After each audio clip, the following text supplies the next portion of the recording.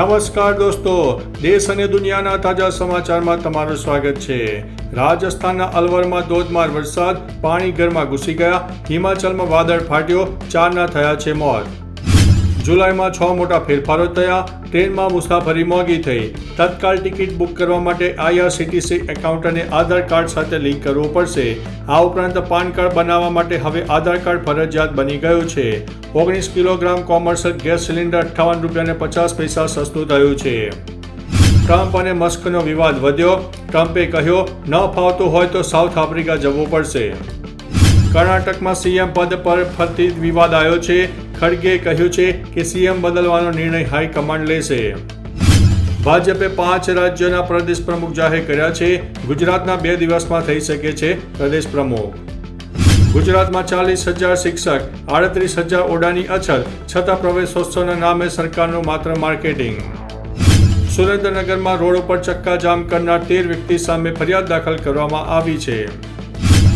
લખતરના વિઠ્ઠલગઢ ગામના મોતીહર તળાવમાં અસંખ્ય માછલીઓના મોતના અહેવાલ મળી રહ્યા છે। 5 જુલાઈથી દર શનિવારે અને રવિવારે સાબરમતી રિવરફ્રન્ટ ખાતે લોકો પક્ષીઓ જોવાનો લાભો માણી શકશે। દાજ્યા ઉપર ડામ જેવી સ્થિતિ, અમદાવાદમાં 1 મહિનામાં ગટર ઉભરાવાની 28,000થી વધુ ફરિયાદો નોંધાઈ છે।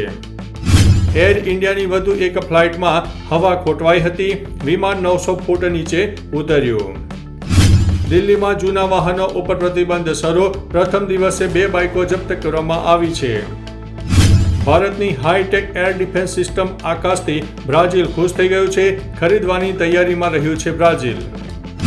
આ તો માત્ર મેઘરાજાનું ટ્રેલર હતું, તાંડવ હજુ બાકી છે। ગુજરાત સહિત 24 રાજ્યોમાં 6 દિવસનું હવામાન વિભાગનું મોટું એલર્ટ સામે આવ્યું છે। દુકાને બંધ કરી દે, દક્ષિણ આફ્રિકા ભેગો થઈ જા, એલોન મસ્કને ડોનાલ્ડ ટ્રમ્પની ખુલ્લી ધમકી સામે આવી છે। તો ચાલો મિત્રો, ફરીથી દેશ અને દુનિયાના સુપરફાસ્ટ સમાચાર લઈને મળતા રહીશો। ત્યાં સુધી અમને રજા આપશો। નમસ્તે।